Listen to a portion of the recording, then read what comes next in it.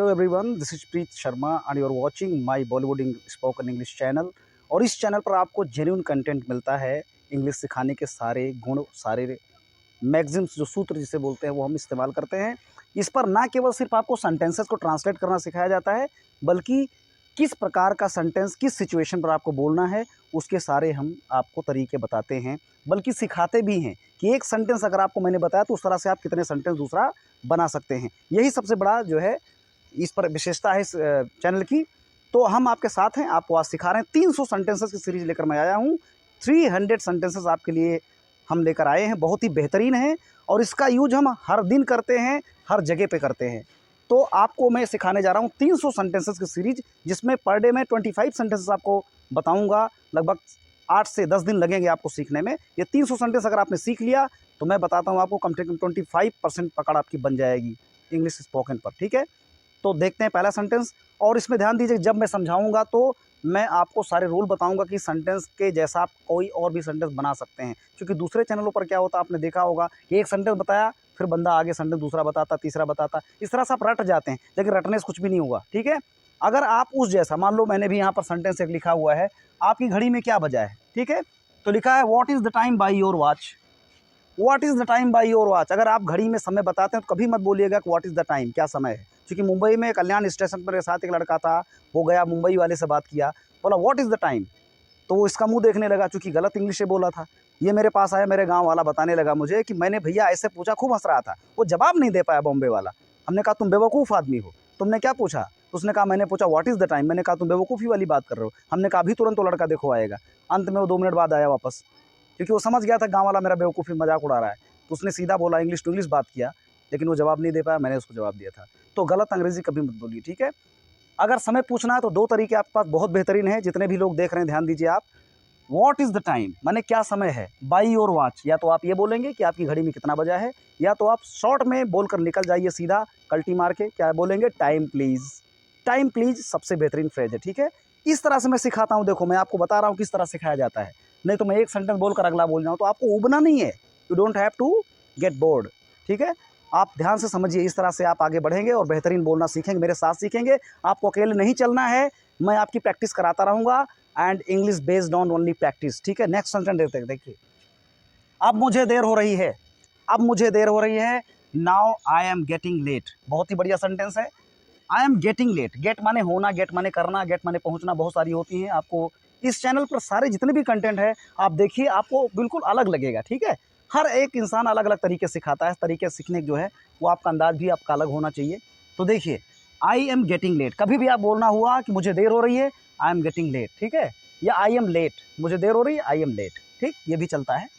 अगला देखिए, तो ये जो चीज़ें हैं इसमें देखिए आप किस तरह से कैसे सेंटेंस बन सकता है। देखिए, ना तो वो पढ़ता है ना ही मुझे पढ़ने देता है, ये प्रेजेंट इंडेफिनिट टेंस में ही बहुत ज़्यादा बोला जाता है। ना तो पढ़ता है ना मुझे पढ़ने देता है, ना तो सोता है ना मुझे सोने देता है, ना तो जाता है ना तो जाने देता है, ना तो खाता है ना तो खाने देता है। इस तरह के सेंटेंस कैसे बनाएंगे आप, देखिए कैसे बनता है। सिर्फ एक ही सेंटेंस नहीं समझना है, ये सेंटेंस आपका एक बेस है, इसके आधार पर आप कई सेंटेंस बना सकते हैं, जैसे मैंने बोला। तो पहला सीख लीजिए, फिर देखिए, ये है लिखा नीदर, इसको नीदर भी पढ़ते हैं, नाइदर भी पढ़ते हैं। नीदर या नाइदर दोनों में से कोई भी प्रोनाउंस कर सकते हैं आप। तो नीदर ही स्टडीज, अब चूंकि ही है तो प्रेजेंट इंडेफिनिट टेंस में आपको मालूम है मेन वर्ब में यस या ईएस लगता है। नीदर ही स्टडीज, ना तो पढ़ता है। अब अगला फिर नाइदर नॉर या नीदर नॉर, ईदर और या नीदर नॉर, आपने देखा होगा आइदर और नाइदर नॉर जो भी आप बोलते होंगे दोनों में से, इसका यूज आपने अक्सर ग्रामर किताब में देखिए, किसी भी ग्रामर किताब में आपको मिल जाएगा। तो ये रूल के हिसाब से क्या चलेगा, नीदर लगाइए, उसके बाद सब्जेक्ट रखिए, फिर वर्ब की फर्स्ट फॉर्म में यस या यस लगा दीजिए। अगर एक वचन करता है, सिंगुलर नंबर है, अगर प्लूरल नंबर है तो यस यस नहीं लगेगा, आपको मालूम ही है। जैसे ये है नीदर ही स्टडीज, अब आई भी उदय होगा तो प्लूरल नंबर है, उसके साथ क्या होगा, नीदर आई स्टडी, ना तो मैं पढ़ता हूँ, इस तरह से होता। ठीक है, तो अकॉर्डिंग टू नंबर आपको वर्ब लगानी है। देखिए, ना तो वह पढ़ता है ना मुझे पढ़ने देता है, नीदर ही स्टडीज, ना तो पढ़ता है, फिर आगे नॉर लगाना है। यानी समझ लीजिए एक सेंटेंस आपका यहीं पर हो गया, नीदर ही स्टडीज, ना तो वो पढ़ता है, देखिए यहाँ कॉमा लगा है मैंने। अब अगला सेंटेंस में पढ़ता हूँ मैं, ना मुझे पढ़ने देता है, तो ना मुझे पढ़ना देता है, आपके लिए आपको नॉर लगाना। ठीक है, नॉर, नॉर, फिर उसके बाद में डज लगेगा, यानी हेल्पिंग वर्ब लगेगी किसके अनुसार, सब्जेक्ट के अनुसार। यहाँ पर ही है तो उसके पहले आपको ही के अकॉर्डिंग हेल्पिंग वर्ब लगानी, तो ही के अनुसार क्या लगेगा, डज लगेगा। अगर प्लूरल नंबर होता तो डू लगता। तो nor does he let me, अब देखिए लेट लगाना पड़ेगा आपको, ध्यान देना है, यहाँ पर नॉर लगाना है, फिर हेल्पिंग वर्ब लगानी है, उसके बाद में लेट का यूज़ करना है। लेट सब में लगेगा, चाहे वो सिंगुलर नंबर सब्जेक्ट हो चाहे वो प्लूरल नंबर सब्जेक्ट हो। तो मैं 2-3 बना के दिखा दे रहा हूँ, आपको समझा दे रहा हूँ। Neither he studies nor does he let me, आगे स्टडी भी लगा सकते हैं आप, nor does he let me study. देखिए दूसरा एक प्लूरल नंबर लेते हैं, ना तो तुम पढ़ते हो ना तुम मुझे पढ़ने देते हो, तो कैसे होगा, neither you study, yes yes नहीं लगेगा, neither you study nor do you, क्योंकि ना तुम मुझे पढ़ने देते हो ना, तो nor do you let me. अब इसी तरह से और भी कर सकते हैं, ना तो वे पढ़ते हैं, ना तो वे खेलते हैं, ना ही मुझे खेलने देते हैं, ये सेंटेंस ले लेते हैं। तो neither they play, neither they play nor do they let me, है ना, हो गया यार, समझ में आपको आ गया। इस तरह सेंटेंस आप बनाएंगे, आपको ध्यान केवल देना है सब्जेक्ट कौन सा, उसकी वर्ब अकॉर्डिंग टू कैसे लगेगी। चलिए इस तरह का सेंटेंस कोई भी आप बना सकते हैं, ठीक है। आगे देखते हैं चौथा नंबर का, जितना अधिक पढ़ोगे उतना अधिक अंक प्राप्त करोगे।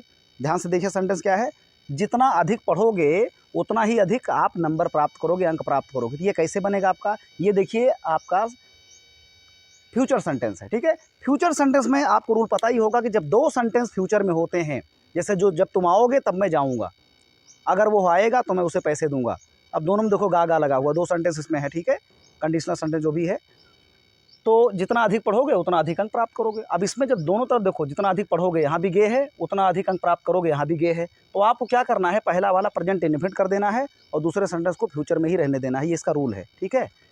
तो देखिए जितना अधिक वाला सेंटेंस आएगा तो द मोर लगेगा, द मोर दोनों तरफ लगेगा। पहला सेंटेंस आपका कहाँ पर एंड हो रहा है, द मोर यू रीड, यहीं पर जितना अधिक पढ़ोगे, और दूसरा चालू हो रहा है the more marks you will get, उतना ही ज़्यादा नंबर आपको मिलेगा, उतना ही ज़्यादा मार्क्स आप प्राप्त करेंगे। तो यहाँ पर तो सेम हो गया, द मोर मार्क्स ये हो गया आपका सब्जेक्ट, द मोर मार्क्स ये सब्जेक्ट हो गया, फिर उसके बाद में यू, फिर विल, फिर गेट, यानी सब्जेक्ट हो गया यहाँ तक आपका, द मोर मार्क्स कौन, यू, आप, सब्जेक्ट वर्ब यू हो गया, उसके बाद बिल, बिल के साथ में गेट, गेट माने पाना, ठीक है, the more marks you will get. इसी तरह से जितना ही आप मेहनत करोगे उतना ही ज़्यादा कमाओगे। तो क्या होगा, the more you do hard work, the more you do hard work the more you earn, the more you will earn, ऐसा होगा, ठीक है। और भी ऐसे सेंटेंस बन सकते हैं, ठीक है। आगे देखिए, तो द मोर वाला सेंटेंस आप ध्यान दो, द मोर कैसे यूज किया जाएगा, उसका एक स्ट्रक्चर बना हुआ है, इस तरह से आप देख सकते हैं। अगला है अपना 5वां नंबर, आज सप्ताह का कौन सा दिन है। तो कौन सा पूछना हो, आज सप्ताह का कौन सा दिन है, आज कौन सा दिन है, आज कौन सी तारीख है, तो इसमें हम विच या व्हाट से स्टार्ट करते हैं, ठीक है। सप्ताह का कौन सा, ये कौन सा जब पूछा जाता है तो इसके लिए हम लोग लगाते हैं व्हाट। अब व्हाट कौन सा के लिए, क्या कौन सा दिन है, तो व्हाट डे कर दीजिए, व्हाट डे, या व्हाट डेट कर सकते हैं आप, कौन सा दिन कौन सी तारीख, तो व्हाट डे, व्हाट डेट, ठीक है। तो सप्ताह का कौन सा दिन, सप्ताह का कौन सा दिन, तो कौन सा दिन के लिए व्हाट डे, फिर का के लिए आप लगाएंगे ऑफ, उसके बाद में सप्ताह के लिए the week, what day of the week, what day of the week is it today, ये इट से बनता है, आपको मालूम, दिन तारीख महीना सप्ताह, ये सब चीज़ों को जब हम सेंटेंस बनाते हैं तो इट से शुरू होता है। तो what day of the week is it today, अगर आ जाए कि आज कौन सा दिन है तो क्या बोलेंगे, what day is it today, क्योंकि सप्ताह का था तो इसलिए सप्ताह को जोड़ा गया। यहाँ पर अगर इतना ही पूछा जाए आज कौन सा दिन है, तो what day is it today, आज कौन सी तारीख है, what date is it today, इस तरह से आप बोलेंगे, ठीक है। आज कौन सा दिन है, what day is it today. चलिए नेक्स्ट देखते हैं, ज्यों ही वो कमरे में घुसा त्यों ही घड़ी ने 10 बजाए। अब देखिए ज्यों ही, यहाँ पर ज्यों ही है, इसके बाद त्यों ही है, यानी डबल सेंटेंस देखिए इसमें है। बहुत ही ये अलग अलग रूल हैं, सारे रूल को आपको जानना जरूरी है, ये रूल बहुत ही अच्छे हैं, क्योंकि कम से कम अलग अलग सेंटेंस में अलग अलग रूल हम पढ़ने को मिल रहा, हमको मौका मिल रहा, जानने का मौका मिल रहा कैसे बनाते हैं। देखिए ज्यों ही के लिए होता है एज सून एज, ये सेंटेंस में से ध्यान दो, एज सून एज मैंने ज्यों ही, तो ज्यों ही वह कमरे में घुसा है, पास्ट टेंस है, past indefinite, as soon as, उसके बाद वह कमरे में घुसा, ये सिंपल जैसे आप बनाते हैं पास्ट इंडेफिनिट वैसे भी बना लीजिए, वो कमरे में घुसा तो ही सब्जेक्ट हो गया, वर्ब हो गई आपकी सेकंड फॉर्म, वो एंटर किया, घुसा, एंटर्ड द रूम, ठीक है, कमरे में, ठीक है। अब एंटर साथ इन मत लगाइए, बहुत सारे स्टूडेंट गलती करते हैं, एंटर इन द रूम कर देते हैं, एंटर साथ कभी भी इन नहीं लगता, प्रेपोजिशन नहीं लगता, ठीक है।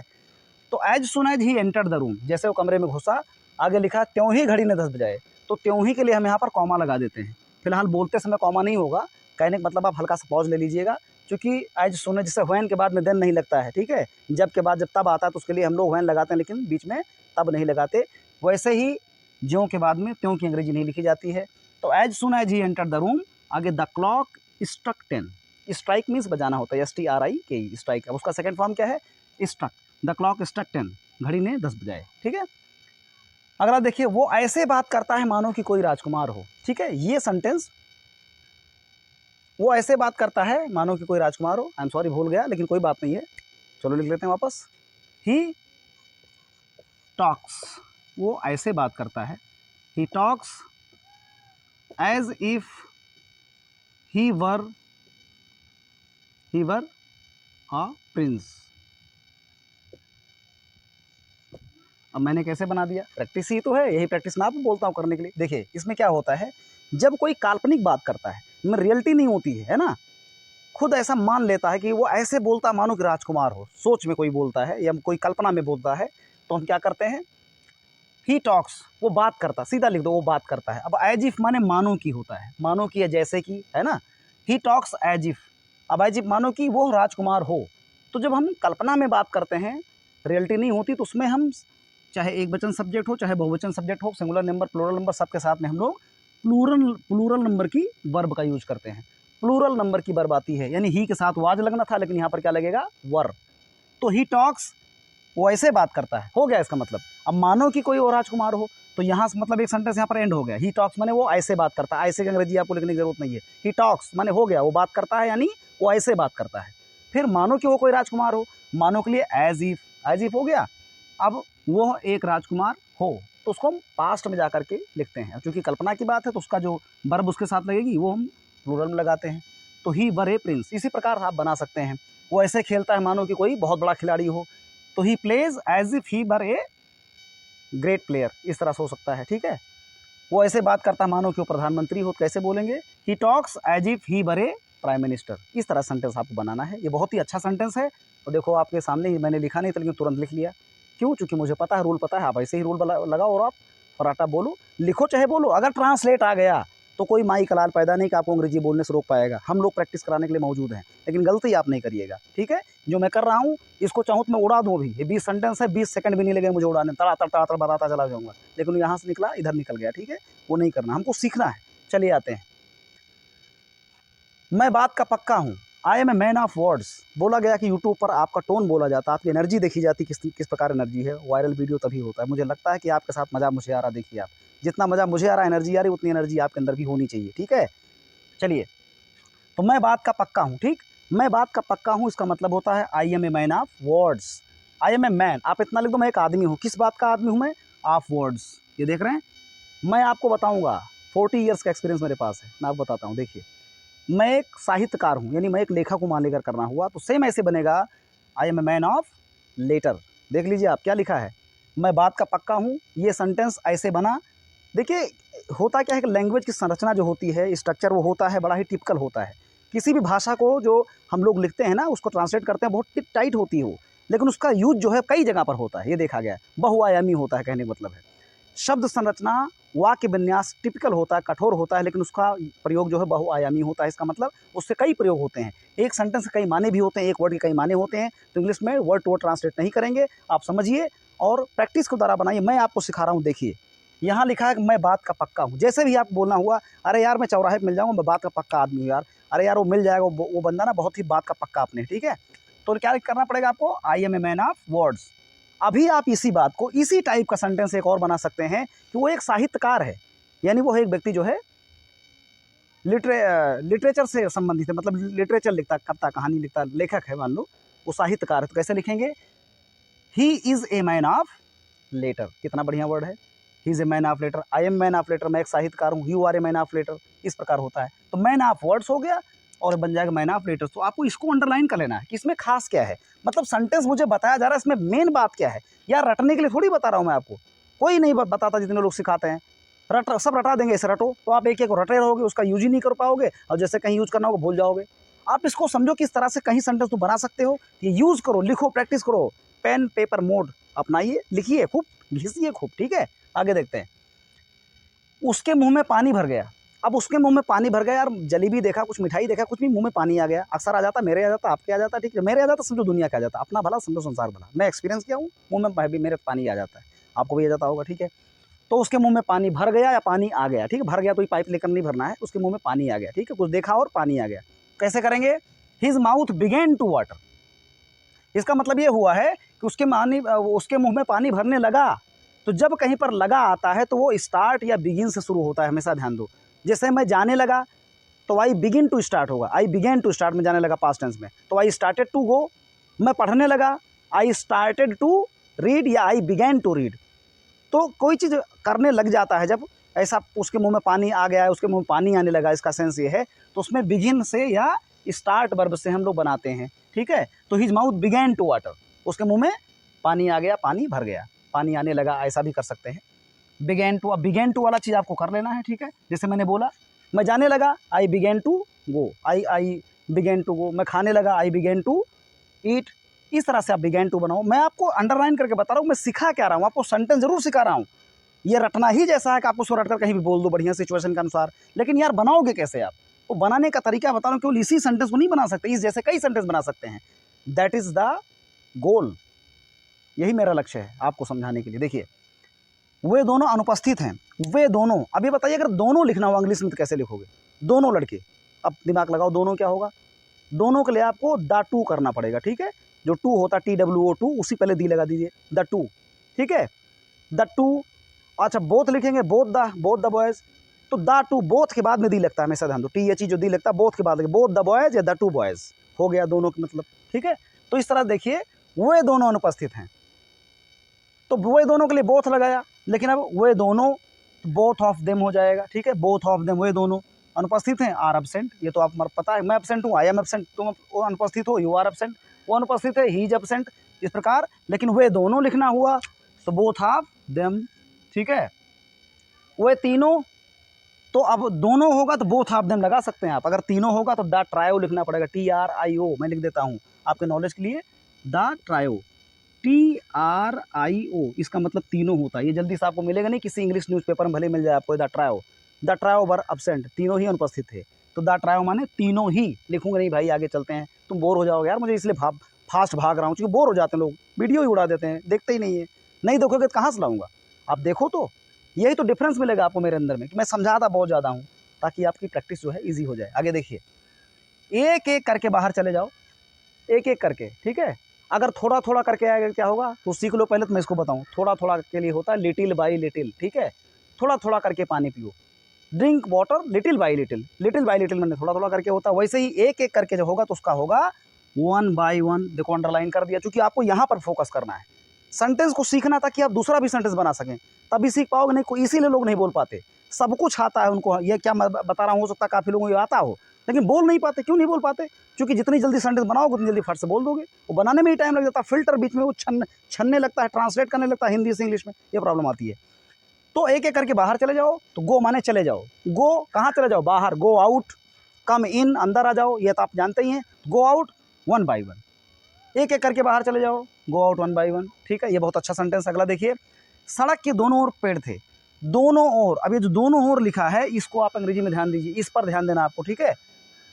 On either side, on either side माने दोनों ओर, इसको रट लो दिमाग में, मुझे ऑन आइदर साइड कहीं पर लिख लो। एक आपका ये फ्रेज है, ऑन आइदर साइड, दोनों ही ओर। मान लो कहा जाए तुम दोनों ही जा सकते हो, तो either of you can go, ये हो जाएगा। तुम दोनों ही आ सकते हो, either of you can come. तुम दोनों ही नहीं जा सकते तो neither of you can go या neither of you can go. तो आइदर ऑफ और नीदर ऑफ, ये सेंटेंस ध्यान दो जो मैं बोल रहा हूँ, देखो एक्सपीरियंस के आधार पर आपको ध्यान देना, ठीक है। सड़क के दोनों ओर पेड़ थे, देयर वर, आपको मालूम है कहीं पर किसी चीज़ की होने या ना होने की संभावना पाई जाती है, वो सेंटेंस देयर से बनता है। जैसे कि आकाश में बादल है, ठीक है, तो there are clouds in the sky, ठीक है।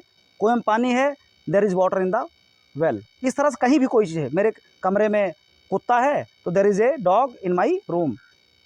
स्कूल में विद्यार्थी हैं, there are students in the school. इस तरह से कहीं भी, कान में क्या बोलते हैं, बाल में जुएँ हैं, कुछ भी, चोर की दाढ़ी में तिनका है, यार कुछ भी बनाओ, अगर कहीं पर कोई चीज़ है नहीं है, वो सेंटेंस देयर से बनता है। तो ये देयर वाला सेंटेंस है। अब रटाऊंगा तो, अब तुम सोच रहे हो ऐसे सड़क के दोनों ओर पेड़ थे, तो ये तो रट लोगे। अभी कोई दूसरा सेंटेंस से आ गया तो क्या करोगे?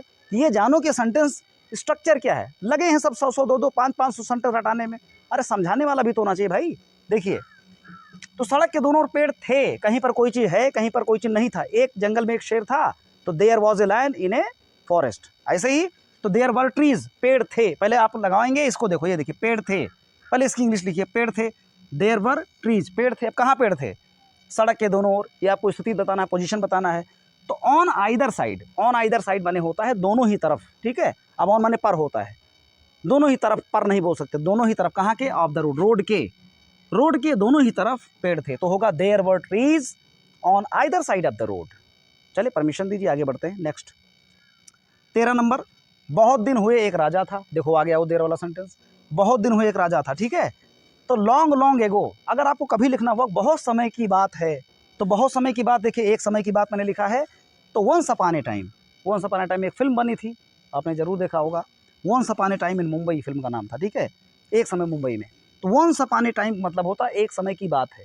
ये बहुत ही अच्छा फ्रेज है, कभी भी लिखना हुआ। अब इन दोनों को लपेट लेते हैं। चलिए 14 नंबर 13 नंबर कैसे बना देंगे, देखिए आपके सामने। एक समय की बात है, बहुत दिन हुए एक राजा था, या एक समय की बात है एक राजा था, कैसे करेंगे? Once upon a time there was a king, एक समय की बात है एक राजा था, और इसमें क्या है? बहुत दिन हुए एक राजा था। तो लॉन्ग लॉन्ग एगो या लॉन्ग लॉन्ग टाइम एगो, ऐसा भी लिख लेते हैं। तो लॉन्ग लॉन्ग एगो माने बहुत दिनों पहले, लॉन्ग लॉन्ग एगो बहुत समय पहले, वर्षों पहले, इस तरह आएगा तो लॉन्ग लॉन्ग एगो। और एक समय की बात है तो वंस अपॉन ए टाइम, ये दोनों आपको रटना है। लॉन्ग लॉन्ग एगो माने बहुत समय पहले एक राजा था, तो वही प्रक्रिया, देयर वाज ए किंग, देर से बनेगा सेंटेंस। अगला है एक समय की बात है, वंस अपॉन ए टाइम। फिर देखते हैं 15 नंबर, तुम्हें आज कैसा लग रहा है? तुम्हें आज कैसा लग रहा है? तो लगने का मतलब आप एक्सपीरियंस कैसा कर रहे हो, फील कैसा कर रहे हो, तो यहाँ पर फील जुड़ेगा, ठीक है। तो how are you feeling today, वैसे फील में आईएनजी नहीं लगता है, लेकिन अब इंग्लिश है तो समझ रहे हो कि इसका कोई भरोसा नहीं कहाँ पर क्या हो जाए, इसलिए आपको समझना पड़ेगा। जब कभी ऐसा हो, कैसा लग रहा है, कैसी लग रही है ये चीज़, कैसी लग रही है वो, आपको कैसी लग रही है वो, कैसा लग रहा है, तो आप जब है आईएनजी तो जोड़ो, ठीक है, कोई प्रॉब्लम नहीं है। तो तुम्हें आज कैसा लग रहा है, हाउ आर यू फीलिंग, यानी तुम कैसा फील कर रहे हो, टुडे मीन्स आज, तुम कैसा आज फील करो मीन्स तुम्हें आज कैसा लग रहा है। चलो अगला, ये आम मीठा लगता है, ये आम मीठा लगता है। अब मीठा किस चीज़ में लगता है? सुनने में मीठा लगता है कि खाने में मीठा लगता है या सूंघने में मीठा लगता है? तो जिस सेंस ऑर्गन से आपको वो चीज़ का टेस्ट लग रहा है वैसा आप लिखेंगे। मान लो आम है तो खाने में मीठा लगता है, उसका टेस्ट अच्छा है, तो वो वर्ब जो लग रहा है ना, लगता है। अभी यहाँ पर लगना के लिए क्या देखो आपने लिखा, फीलिंग। यहाँ पर लगना के लिए आप फील देखे, लगता है यानी फील होता है, महसूस होता है कोई चीज़। अब कोई चीज़ हमको जो है एक्सपीरियंस करके लगता है, टेस्ट में लगता है, तो उसको टेस्ट से बोलेंगे, ठीक है। तो दिस मैंगो टेस्ट स्वीट लगता है, प्रेजेंट इंडेफिनिट है, दिस मैंगो टेस्ट स्वीट, ये आम मीठा लगता है। अब ये फूल अच्छा सुगंध में लगता है, तो दिस फ्लावर स्मेल्स होगा, क्योंकि सूंघने के लिए स्मेल आता है तो स्मेल स्वीट होगा, दिस फ्लावर स्मेल स्वीट, ये फूल सूंघने में अच्छा लगता है। और ये खाने में अच्छा लगता है तो टेस्ट स्वीट होगा। कोई चीज़ खाने में अच्छा लगता है स्वाद में तो टेस्ट स्वीट, और सूंघने में है तो स्मेल स्वीट, ठीक है। और अगर सुनने में अच्छा लगता है तो साउंड स्वीट होगा, साउंड स्वीट। ये आप ध्यान दो, ये वर्ब हैं, इन वर्ब को आपको बहुत ध्यान देना है, ठीक है, इसी से बनता है। आगे, रात में कम भोजन करें। अब कम भोजन जो होता है, कम भोजन, उसके लिए होता है लाइट। लाइट माने हल्का भोजन, जिसे हल्का बोलते हैं। चप्पल हल्की, आपकी स्लीपर हल्का है तो लाइट स्लीपर बोल सकते हैं। दिस शू इज लाइट, ये बहुत ही हल्का है। दिस स्लीपर इज लाइट, हल्का है। दिस गुड्स इज लाइट, ये सामान जो है हल्का है। तो take light food at night, रात में टेक लाइट फूड, टेक माने लीजिए, लाइट फूड हल्का भोजन। अब इम्परेटिव सेंटेंस देखो, रात में कम भोजन करें, आदेश है या सुझाव दिया जा रहा है, सलाह दिया जा रहा है। तो इस प्रकार का सेंटेंस मेन वर्ब से पहले हम लोग शुरू करते हैं, जो मुख्य क्रिया होती है उससे हम स्टार्ट करते हैं।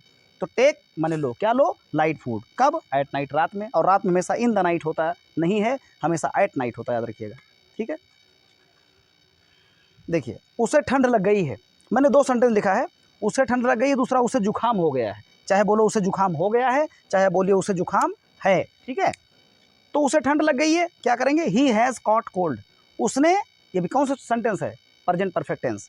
ही हैज़ कॉट कोल्ड, उसने कोल्ड को पकड़ लिया है, इसका मतलब उसने कोल्ड को कॉट, हैज कॉट, कैच मैंने पकड़ना होता, कैच का second form third form caught होता है। तो ही हैज़ कॉट कोल्ड, उसने कोल्ड को पकड़ा है, उसने ठंडी को पकड़ लिया, यानी ठंडी ने उसको जकड़ लिया। तो उसे ठंडी लग गई, ही हैज़ कॉट कोल्ड, उसे ठंडी लग गई है। अब अगला, उसे जुकाम हो गया है, या उसे जुकाम है, सेम ऐसे लिखिए, he has caught cough and cold. Cough and cold का मतलब होता है जुकाम, ठीक है। और वैसे तो मेडिकल लाइन में कोरिजा होता है, मैं आपके नॉलेज के लिए लिख देता हूँ, CORYZA, कोरिजा माने होता है जुकाम। ये मेडिकल लैंग्वेज में माना जाता है वर्ड, कोरिजा मीन्स जुकाम। चलिए अगला आखिरी है आपका 20 नंबर, घड़ी टिक टिक कर रही है। घड़ी टिक टिक कर रही है, तो टिक टिक करने के लिए टिकिंग लिख देंगे। और घड़ी टिक टिक कर रही, कंटिन्यूअस टेंस है। द वॉच इज टिकिंग, घड़ी टिक टिक कर रही है। ये सेंटेंस आपके समझ में जरूर आए होंगे जिस प्रकार मैंने समझाया है आपको। एक बार दोबारा वीडियो रिवाइंड करके जितनी बार आप मन कहे उतनी बार देखिए, आपको नॉलेज पूरा मिलेगा, ठीक है। लेकिन आप बनाने के लिए रूल सीखिएगा, रटिएगा नहीं इसको, ये आप मुझसे वादा करेंगे, ठीक है। आपको 300 सेंटेंस मुझे सिखाने, 300 सेंटेंस में सीरीज लेकर चल रहा हूँ।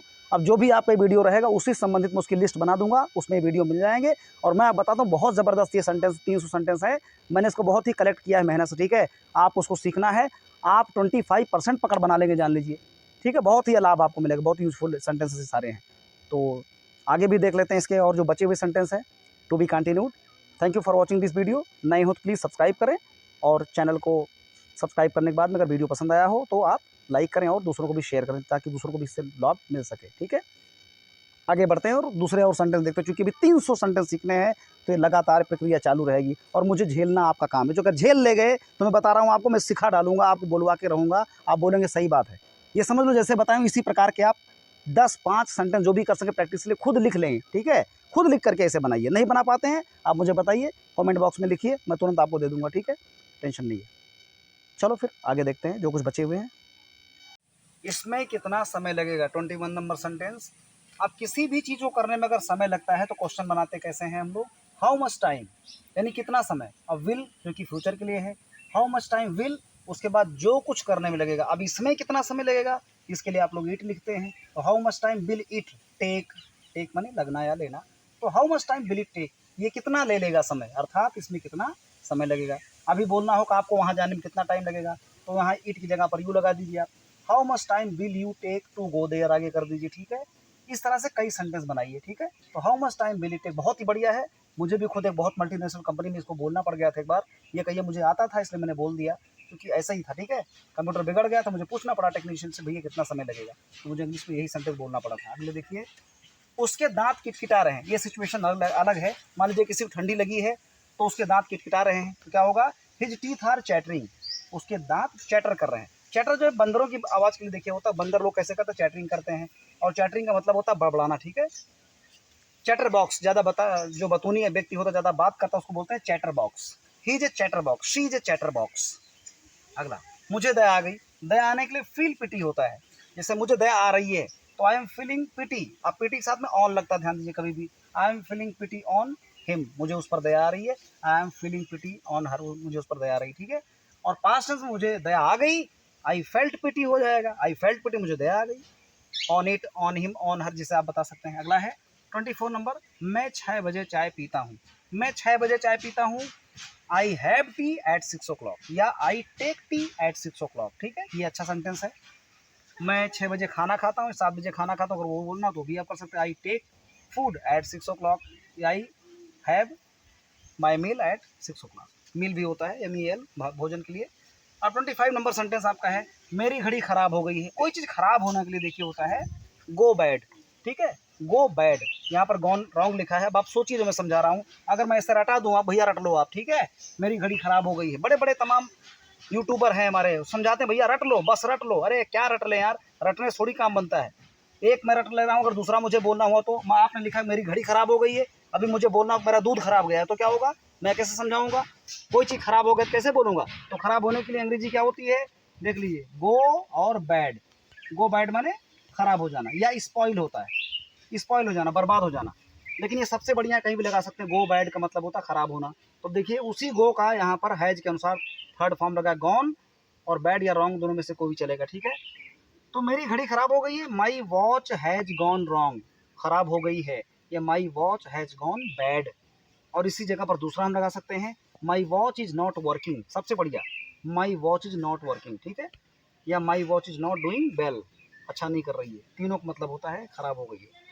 वैसे फिलहाल खराब होने के लिए स्पॉइल भी होता है, ठीक है। My watch has been spoiled, खराब कर दी गई, खराब हो गई, ठीक, has been spoiled, third form लगेगी SPOILT।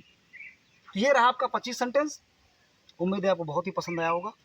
ये 25 सेंटेंस आप जो है सीखिए और अपने इंप्रेशन जमाइए।